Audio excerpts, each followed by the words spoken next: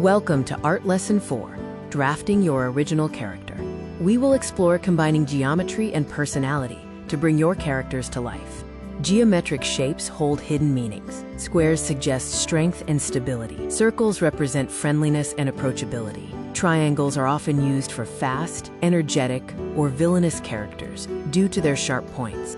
To build a unique hero or villain, combine shapes in new ways. Visual contrast, such as pairing sharp and soft edges, creates complex characters.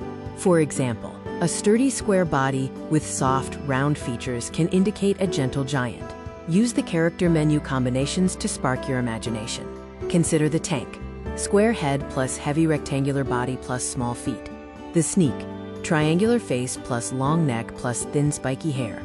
Or the optimist, circular face plus oval body plus wide eyes. For your task, use the character menu to select a head shape, eye style, and body type. Sketch a clean pencil draft of your original character.